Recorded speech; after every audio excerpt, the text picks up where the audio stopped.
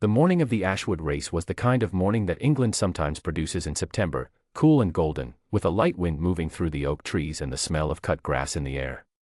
People had come from 3 counties to watch. They spread across the grounds of Ashwood Park in their best clothes, carrying flasks of tea and speaking in the excited, slightly self-important way that people do when they feel they are witnessing something important. They were right about that, as it turned out. They just did not yet know why. The Marquis of Ashford, Lord Edmund Cavendish, stood near the stable yard receiving congratulations that had not yet been earned.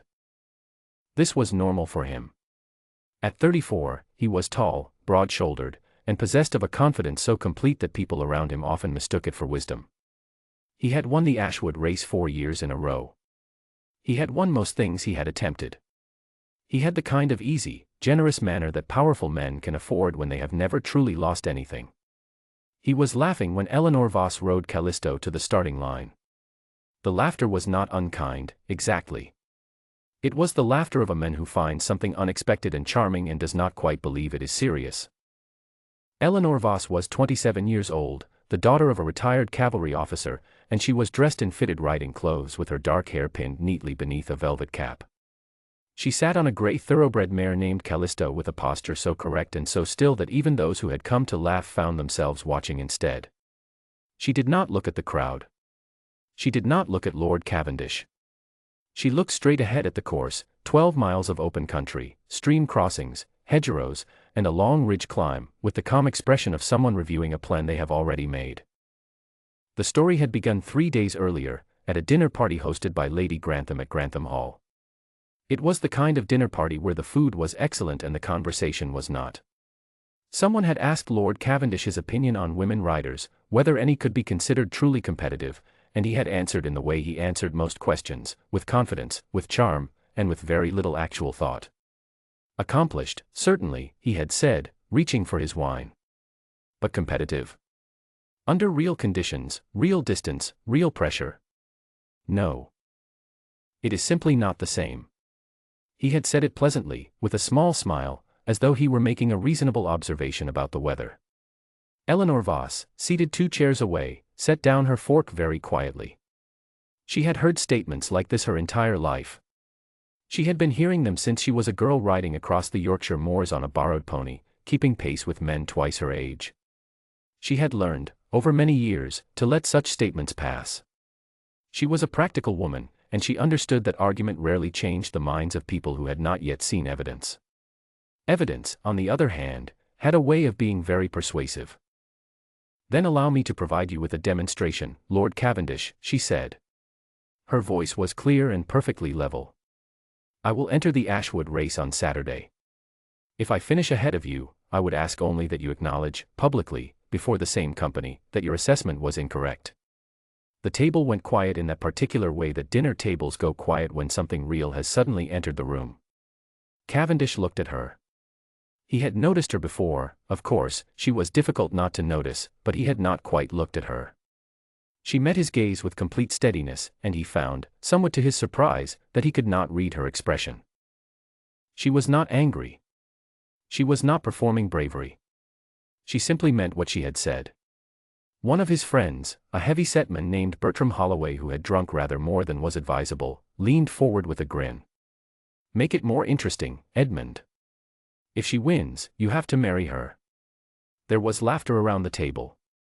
Cavendish spread his hands, still smiling, comfortable in the way that men are comfortable when they are certain they cannot lose. "Very well," he said. "Win this race, Miss Voss, and become my bride." He said it lightly, as a joke, as something impossible wrapped in good humor. Eleanor looked at him for one long, quiet moment. "Agreed," she said. "Though I warn you, my lord, I intend to hold you to that." She returned to her dinner. The table eventually recovered its noise. But something had changed in the air of the room, and everyone present felt it, even if they could not name it. What nobody at that dinner table knew, what Lord Cavendish most certainly did not know, was that Eleanor Voss had been riding the Ashwood course in secret for 2 years. Her father, Colonel Arthur Voss, had raised her on horseback. After her mother passed away when Eleanor was 9, the colonel had taken his daughter with him on his morning rides across the Yorkshire hills. He had taught her not merely to sit a horse, but to understand one, to read its breathing, to feel its balance, to know when to push and when to hold back. By the time Eleanor was 15, she could outride most of the men in her father's regiment. By 20, she had developed a level of horsemanship that had nowhere to go, because society did not offer women the places where such skill was recognized. So she rode alone. Every morning at dawn, before the world was watching, Eleanor took Callisto out across the fields. She had mapped the Ashwood course herself, riding each section separately and then together, in all kinds of weather. She had practiced the 2 stream crossings until Callisto moved through water as easily as over grass. She had studied the ridge, the meadow, the final stretch. She knew where the footing was soft, where the shadows fell in morning light and startled nervous horses, where the course opened up and where a rider needed patience. She had not entered the race before because no one had ever given her permission. Lord Cavendish had just done so, in front of 30 witnesses. She spent the 3 days before the race doing what she always did, riding quietly, eating well, sleeping carefully, and thinking. She was not nervous. Nervousness, her father had told her once, is what happens when you have not prepared. Eleanor had been preparing for this for 2 years without knowing it would ever matter. Back at Ashwood Park, on the morning of the race, the starter raised his flag. 15 riders lined up across the meadow. Eleanor sat third from the left, Callisto still and collected beneath her. Lord Cavendish, on his black stallion Regent, glanced across the line and tipped his hat to her with a pleasant smile. It was the smile of someone being generous to a person they expect to leave behind. Eleanor did not smile back. She gathered her reins gently, felt Callisto shift her weight in preparation, and fixed her eyes on the first field. The flag dropped. 3 riders exploded from the line immediately, racing for the early lead on the flat open ground. Most of the field followed at pace. Eleanor did not. She settled Callisto into a controlled, rhythmic canter, faster than it looked, steady as a metronome, and let the eager horses go. She had ridden with eager horses before. She knew what happened to them at mile 7. Lord Cavendish rode in 4th, pacing himself well, experienced enough to know the race was not won in the first mile. He did not look back for Eleanor. He assumed she was behind him, probably already struggling. He was focused on the 3 riders ahead. The course dropped into the Ashwood Vale at the 4-mile mark, and here the first important thing happened. The ground became uneven, the path narrowed between 2 old stone walls, and the pace of the race changed suddenly. The front riders slowed whether they wanted to or not. Eleanor, who had ridden this exact section 40 times, did not slow. She knew where to enter the narrows, knew the single line that ran true through the middle, and took it without hesitation. She came out of the Vale in 2nd place. The first stream crossing came at mile 5. It was wider than it looked, with a rocky bottom and a small drop on the far bank. 2 horses refused it entirely, stopping dead and throwing their riders into chaos. A third went in badly and stumbled. Eleanor pointed Callisto at the crossing without breaking stride. The mare entered the water smoothly, picked her way across the rocks with practiced ease, and climbed the far bank at a steady canter. Callisto had done this crossing in the rain, in the dark, in conditions far worse than a clear September morning. She did not find it interesting. Eleanor came out of the stream crossing in 1st place. Lord Cavendish, managing Regent through the water carefully, looked up and saw her, not behind him, not struggling, not pulling up, but ahead of him, moving away at a strong, unhurried pace. He stared for 1 full second. Then he drove Regent forward. He caught her on the 2nd stream crossing, which was narrower and faster. They went through nearly side by side, and for a brief moment he was able to watch her. He was an excellent horseman, and he recognized what he saw. She was not riding bravely. She was riding correctly. There was no excess movement, no visible effort, no tension in her hands or her shoulders. She and Callisto moved together as though they were one animal that had decided together, long ago, exactly what to do. It was, he thought with something close to wonder, the most technically beautiful riding he had ever seen in competition. The ridge came at mile 8. It was the part of the course that ended ambitions. It was a long, steady climb over open fell, exposed to the wind, with loose stone underfoot and no shade. By this point in the race, the horses that had been pushed too hard in the early miles were beginning to feel it. Cavendish could hear Regent's breathing labor slightly. The horses ahead of them were slowing visibly. Eleanor, on Callisto, was not slowing. She had planned for this. The gray mare had been carefully paced through every earlier section precisely so that she would arrive at the ridge with energy left. Callisto climbed steadily, powerfully, and by the time they reached the crest of the fell with 3 miles remaining, she was moving as freely as she had at the start. At the top of the ridge, Cavendish drew level with Eleanor for the first time since the stream crossing. He was pushing Regent hard. They rode side by side for 30 seconds, the wind pulling at their jackets, the whole of the Ashwood Valley spread below them in the morning light. He looked across at her. Her face was flushed from the effort, her breathing quick, but her expression was the same as it had been at the starting line. Focused. Settled. Exactly where she had planned to be.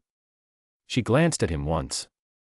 Something passed between them in that glance, not hostility, not triumph, just a clear and honest acknowledgement. She saw him, and he finally saw her. Then they went over the ridge and the final miles opened before them. The last stretch ran downhill across a wide, open meadow and back to the lawns of Ashwood Park, where the crowd was waiting. This was where Eleanor had always known the race would be decided.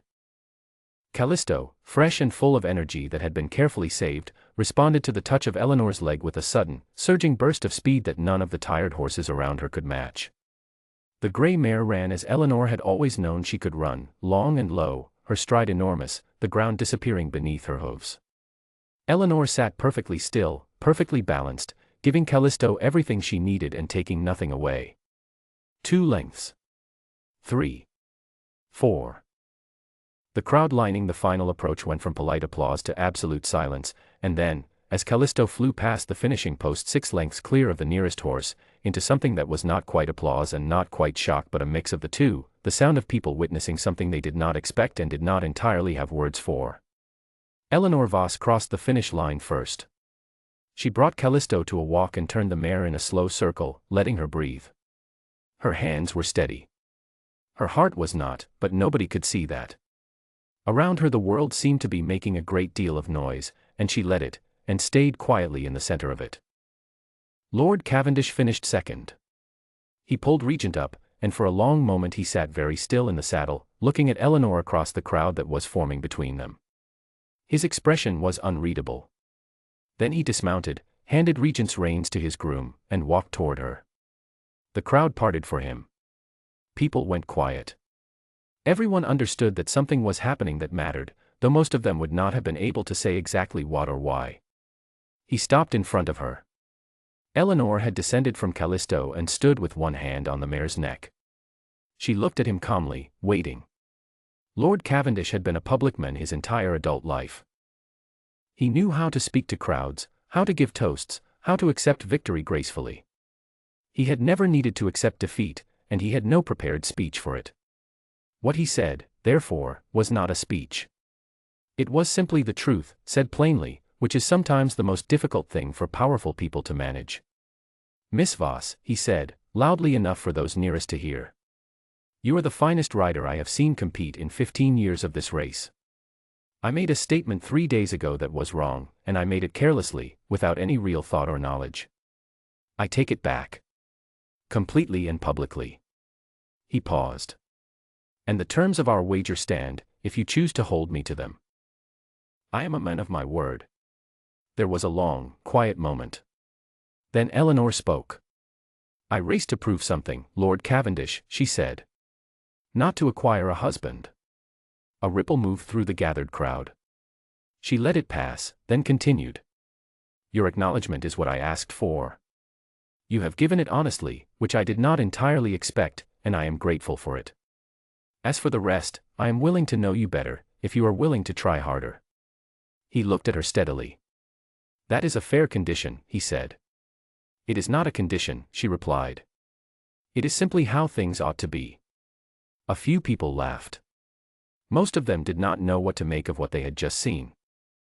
They had come to watch a horse race and had found themselves present at something else entirely, a moment in which a young woman had ridden 12 miles across difficult country, arrived first, declined to be defined by her arrival, and quietly asked for respect rather than reward.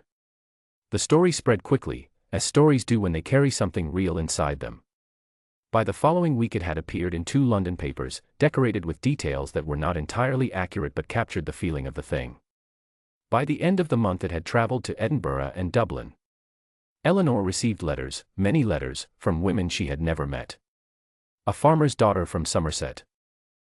A schoolteacher from Aberdeen. A physician's wife in Belfast. They all said some version of the same thing, that hearing what she had done had made them feel, for a moment, that things could be different from what they were. Eleanor kept every letter. She answered each one by hand.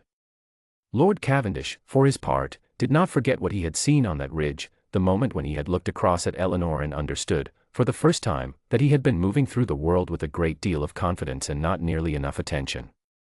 It was an uncomfortable feeling. He sat with it. He wrote to her the following week. It was a careful letter, not charming, not clever, not the kind of letter he had written before to women he wished to impress. It was honest.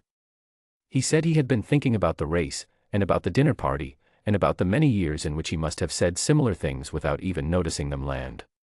He said he was not sure what he was trying to say, except that he believed she deserved better from the world than it had given her, and he was sorry for his own part in giving her less. Eleanor read the letter twice. Then she wrote back. Her reply was shorter than his, and sharper, and more honest than any letter he had ever received. She told him exactly what she thought of men who discovered their own carelessness only after it had been beaten out of them in a horse race. She also said she found the letter encouraging. The correspondence continued through autumn and into winter. It became, over time, a friendship, real and occasionally difficult, the kind of friendship built on 2 people saying what they actually thought rather than what they were expected to say. He came to understand that she was not simply accomplished, she was extraordinary, and had been quietly extraordinary in rooms full of people who had never bothered to look. She came to understand that beneath his confidence there was a man who was genuinely trying, perhaps for the first time, to see past the edges of his own experience. The Ashwood race, the following September, opened its entry to women for the first time in its 40-year history. Lord Cavendish had quietly requested it of the organizing committee. When people asked him why, he said, "Because I watched someone ride that course better than anyone I have ever seen, and it seemed a waste to keep the door closed." It was a small thing, measured against the size of the world and the weight of what needed changing in it. But small things have a way of being the beginning of larger ones. Eleanor and Edmund were married in the spring of 1889, 14 months after the race. The ceremony was small, in the village church near her father's house, with Colonel Voss walking his daughter down the aisle and managing, more or less, to keep himself together. Eleanor wore her mother's ring. She kept her father's name in all public matters, a thing that raised several eyebrows and that she declined to discuss with anyone who did not support it. Callisto was retired from competition with every possible honor and given the finest stable in the Ashwood yard, where she lived another 11 years in complete comfort, generally ignoring the other horses and tolerating human beings only on her own terms. Eleanor considered this appropriate. They had, by most accounts, a good marriage, not a simple one, but a real one. They argued about things that mattered and agreed on most of what mattered most. He supported her work, she pushed back on his assumptions. They rode together every morning when they were in the country, and she was always faster. Many years later, a journalist writing about the growing movement for women's rights asked Eleanor to name the moment she felt most proud of in her life. She thought about it carefully, which was how she did everything, and then said, "Not the race. The day I answered the first letter." When the journalist pressed her, she explained that winning the race had proved something to Lord Cavendish and to the 300 people watching. But the letters, those quiet, private letters from women across the country who had heard the story and felt something shift inside themselves, those had proved something to people who were not even in the field that day. And that, she said, was the part that felt like it actually meant something. The journalist wrote it down. Lord Cavendish, reading the interview over breakfast the next morning, smiled quietly and said nothing, which was, for him, the most meaningful kind of agreement. She had set out that September morning to prove a point. She had done that, and more than that, and in doing it she had become the kind of person whose story reached further than she did, into rooms she never entered, and lives she never knew, and a future that was, in ways too small to measure and too real to deny, slightly better for the fact of her.